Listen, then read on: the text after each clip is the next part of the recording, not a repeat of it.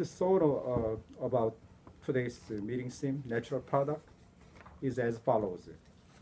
Recently, I'm learning of grass seed sowing and growing for the lawn in my backyard. I was amused by such a quote. A lawn is a nature under totalitarian rule. So I still haven't quite digested this meaning. A lawn is nature under totalitarian rule. Maybe you can explain that. Anyway, his talk is entitled "The Stories of John Fee." Sama will be the evaluator? Yeah. Do you have the manual? It's Yeah. Could you give the description? Speaker manual speech number 5. Speaking after dinner. Did you guys all have lunch today? Yet.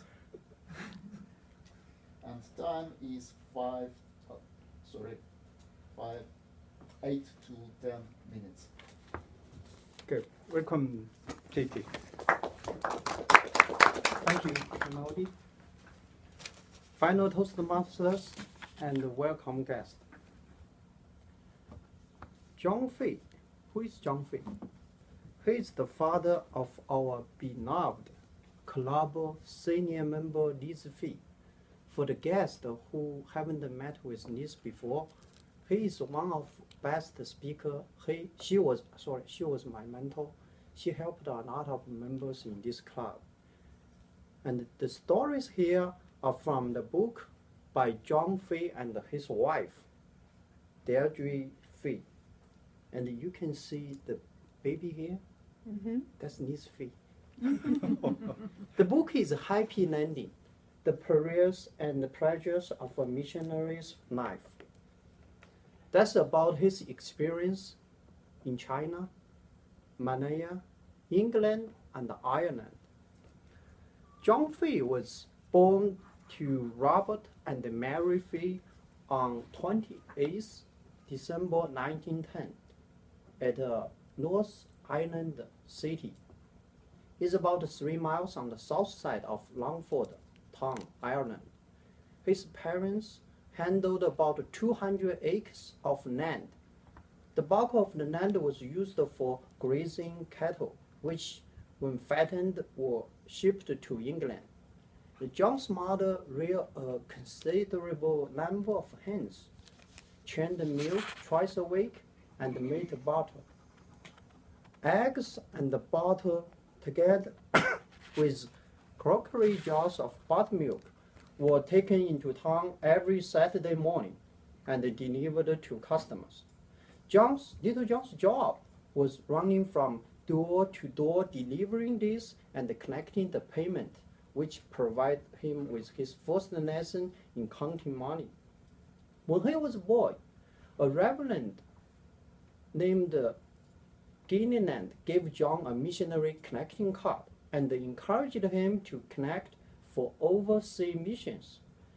It was the first time the work of missionaries was planted in his young mind. John connected something over 5 pounds, and he received a medal for that. The presentation of the word was unique in the history of making the word. It took place on the morning when the Fee family was leaving Longford for Northern Ireland on May 1923. With the main family already in the railway carriage, just as the train was about to move off, Mr. Gilliland came dashing along the platform with the medal in his hand and presented that to John through the open carriage window. That medal John carried with him throughout all his explores. That's more than 70 years. And when John was in school, he became a minister. In 1935, John finished his college. Then in 1936, he accepted an appointment with the Missionary Society to undertake work in North China. He left England on August 15. It took him 40 days to sail from England to Shanghai, China. John then studied the language in Peking and served nearby to Jinan, Shandong province. He planned to return home in 5 years, but 3 years later, his fiancée arrived in China. They were married in China on August 15. During all these times, the local conditions worsened and came to a head on the night of July 7, 1974, when Japan launched a full-scale invasion of China following a minor military incident nearby to Beijing. At the end of 1941, the Fei family were under house arrest, guarded by the Japanese soldiers. Later, they were sent to camp as the prisoners of war. John Fei was asked by the British Residents Association to look after a few animals, which were lent to the camp with the hope that their produce might help by providing a little extra nourishment for the elderly and the sick folk. Is approved by the camp commandant.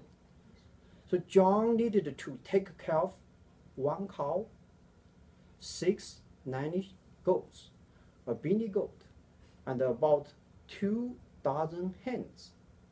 Many people in the camp volunteered to assist with such matters as cutting the grass with the hooks, making hay, and herding the goats.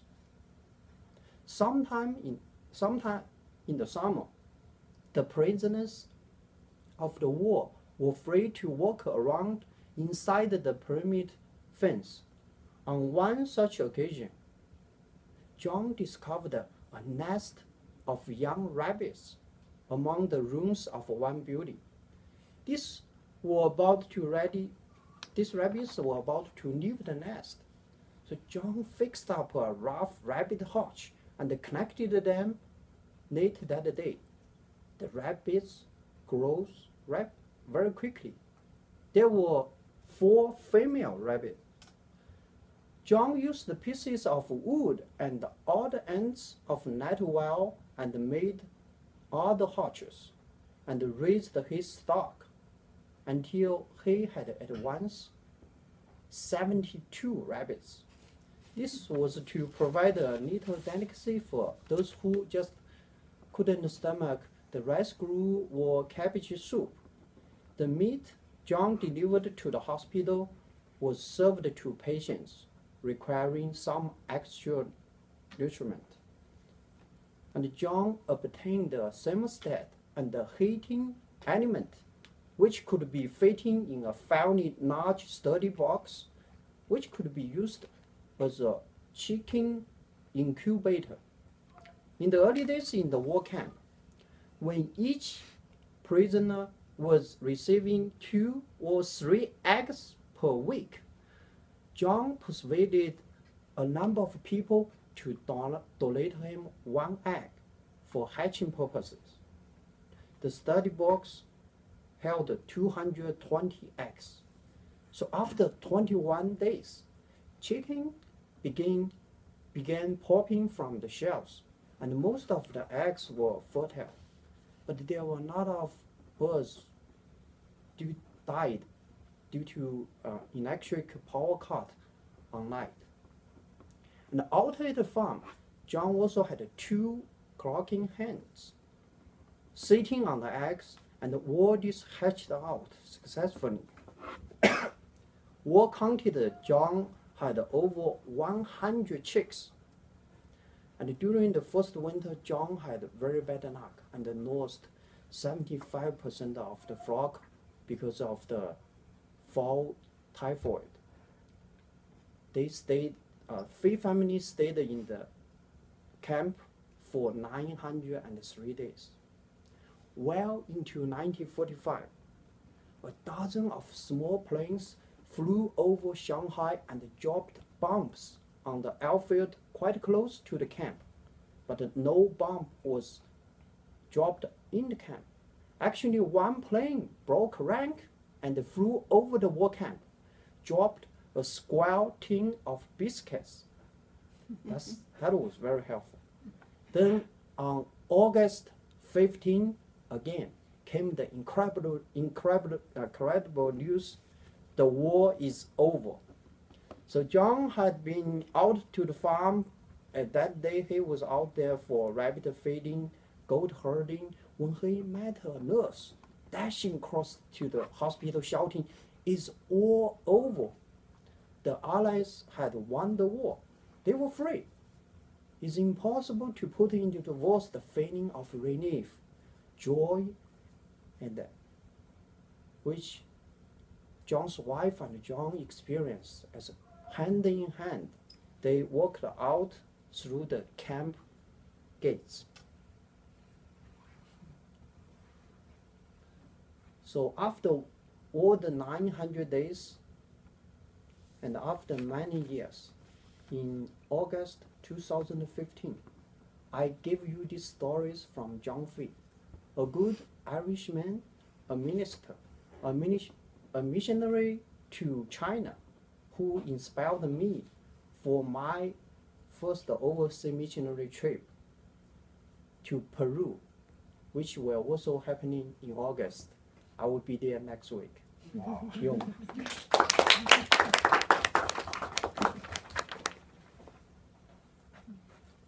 Wow, that was very. This is a great speech. I knew that the Lee's father was a missionary to